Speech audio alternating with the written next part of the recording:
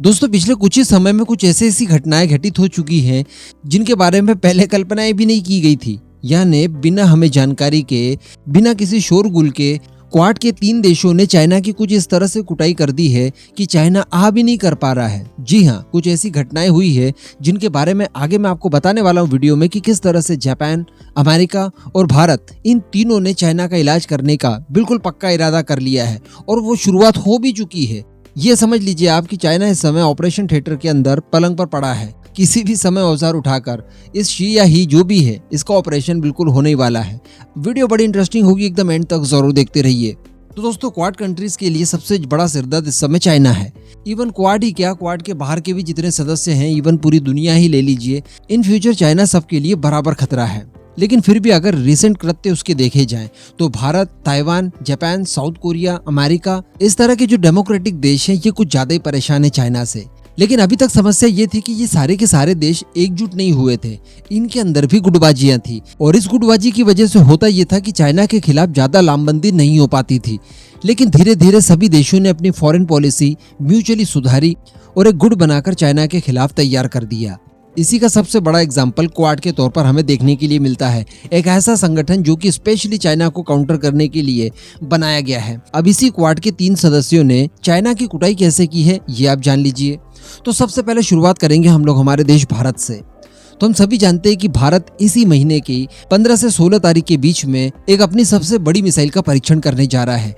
हो सकता है कि ये मिसाइल अग्नि 5 हो सकता है ये मिसाइल K5 SLBM हो, या हो सकता है कि ये अग्नि 6 मिसाइल हो। इनमें से कोई भी मिसाइल हो सकती है, जिसका परीक्षण भारत इसी 15 से 16 दिसंबर के बीच में करने वाला है। अभी ये मिसाइल स्पेशली ध्यान में रखकर बनाई गई है, चाइना को देखकर। चाइना को काउंटर करने के लिए हमारी ये मिसाइल सबसे ज्यादा महत्वपूर्ण साबित होगी। इसी का नतीजा है कि रिसेंटली खबरें निकल कर आई है कि चाइना का युआनवांग 6 जो स्पाई शिप है, वो फिर से हिंद महासागर में घुस चुका है और डेफिनेटली वो भारत की मिसाइल परीक्षण की जासूसी करने आया है। लेकिन भारत ने भी यहाँ पक्का मन बना लिया है कि भैया कुछ भी हो, हम तो मिसाइल टेस्ट करेंगे, क्योंकि अगर कैंसिल कर भी दिया इस बार तो अगली बार जब करेंगे तब आप आ जाएंगे, तो मिसाइल टेस्ट तो करना ही है। यहाँ से चाइना को सदमा तो जाएगा ही जाएगा। अब बात कर लीजिए जापान की। जापान ने तो लिटरली वर्ल्ड वॉर 2 के बाद इस समय चाइना की सबसे बड़ी कुटाई कर दी है। देखिए, अभी कुछ ही दिन पहले मैंने आपको एक वीडियो बनाकर बताया था कि रशिया और चाइना ने एक संयुक्त रूप से युद्ध अभ्यास किया, जिसमें दोनों देशों के परमाणु बॉम्बर उड़ते हैं, एक दूसरे बॉम्बर को क्रॉस करते हैं और क्रॉस करने के दौरान ये दोनों बॉम्बर्स जापान और साउथ कोरिया के एयर स्पेस को वायलेट करते हैं। फिर एक दूसरे के देश में अपने अपने बॉम्बर्स उतारे जाते हैं, यानी चाइना का बॉम्बर रशिया में लैंड करता है और रशियन बॉम्बर चाइना में लैंड करता है।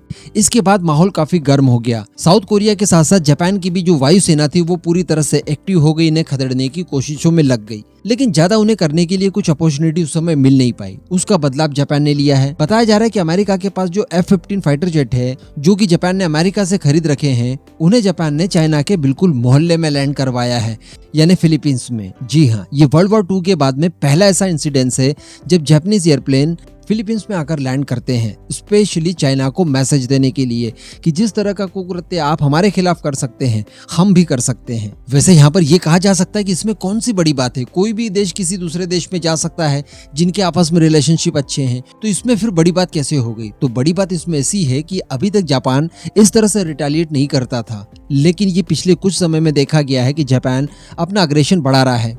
2 दिन पहले ही मैंने आपको एक और वीडियो में ये बताया था कि जापान जो है अपना रक्षा बजट कई गुना बढ़ाने वाला है। अपने जीडीपी के कंपैरिजन में वो उसे 5% तक ले जाने वाला है, जो कि अपने आप में बहुत बड़ा बजट हो जाएगा, जिससे चाइना और रशिया दोनों को प्रॉब्लम हो सकती है। उसके बाद अग्रेशन दिखाते हुए जापान ने ये कर दिया, तो कहने का मतलब चाइना को यहाँ पर अब समझ जाना चाहिए। अब बात कर लीजिए अगर अमेरिका की, तो अमेरिका ने भी एक बहुत बड़ा निर्णय लिया है। अमेरिका का जो सबसे ताकतवर एयर डिफेंस सिस्टम है, बिल्कुल रशिया के पास जैसे S-400 है, ठीक उसी तरह का अमेरिका के पास भी है पैट्रियट। उसमें भी PAC-3 मिसाइल सिस्टम, ये सबसे ज्यादा ताकतवर एयर डिफेंस सिस्टम है, अमेरिका द्वारा डेवलप किया गया। तो बताया जा रहा है कि इसे भारी पैमाने पर अमेरिका देने जा रहा है ताइवान को। जी हाँ, ताइवान की सुरक्षा करने की जवाबदारी अमेरिका के ऊपर है और इसी के चलते ये डील हुई है और अमेरिका की तरफ से इस डील को मंजूरी मिल चुकी है।